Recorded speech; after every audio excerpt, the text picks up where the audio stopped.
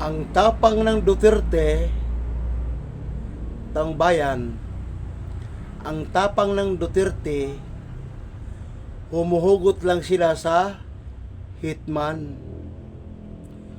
Humuhugot lang sila sa hitman, taong bayan, ang tapang ng Duterte.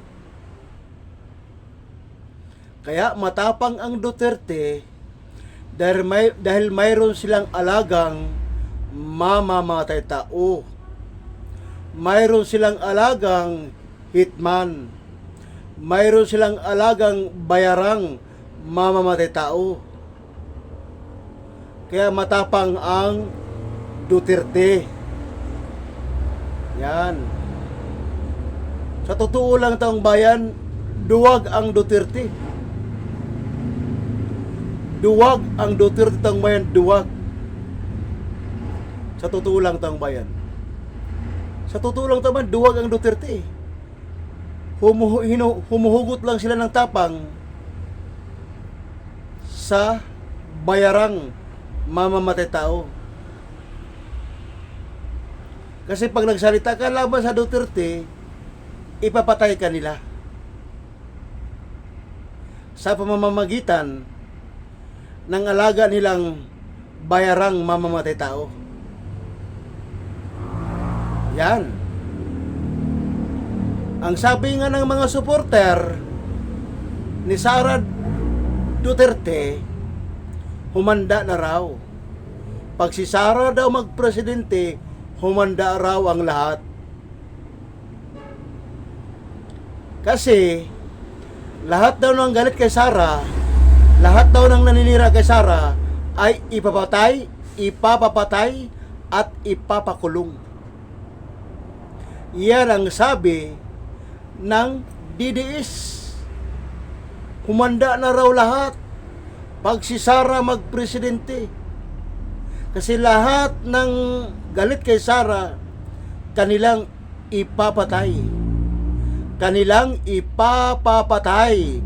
Kanilang ipapapatay at ipapakulong lahat ng galit kay Sara.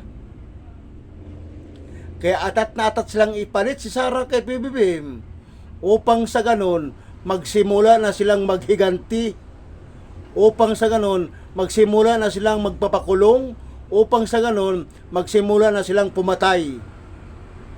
Magsimula na silang pumatay. Yan, taong bayan.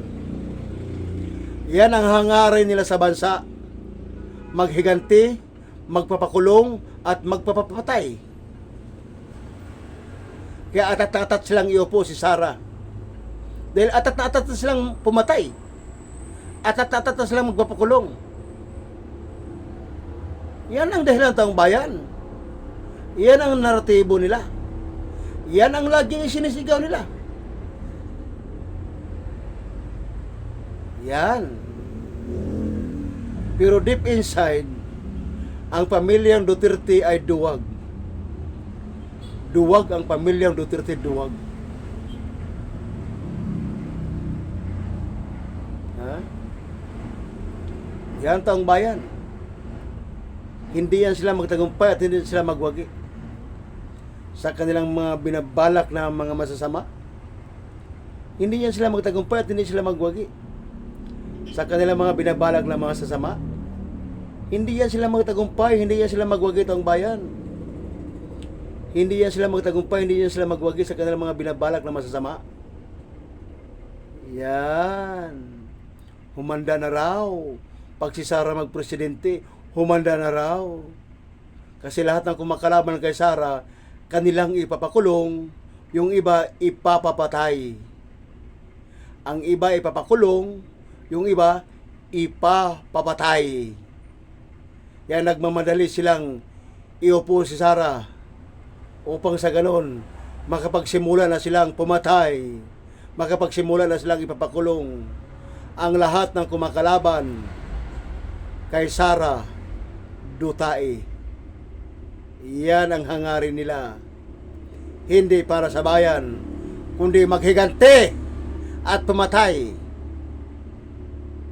Yan. Maghiganti at pumatay. Yan ang naratibo ng Duterte. Kasi nga utak kriminal.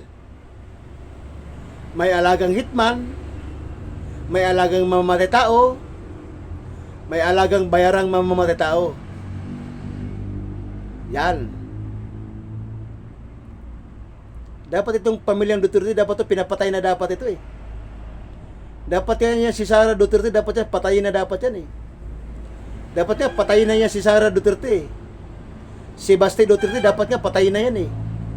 Maging si Pulong Duterte, dapat yan patayin na rin. Maging si Kitty Duterte, dapat yan patayin. Maging si Rodrigo Duterte, dapat yan patayin na yan lahat. Wala na dapat ititira ni isa sa kanila. Mula sa tatay hanggang sa anak, dapat yan patayin na lahat yan. Para hindi na makapaghasik ng lagim. Para hindi na makapaghasik ng lagim, mula sa tatay hanggang sa anak, dapat silang patayin lahat.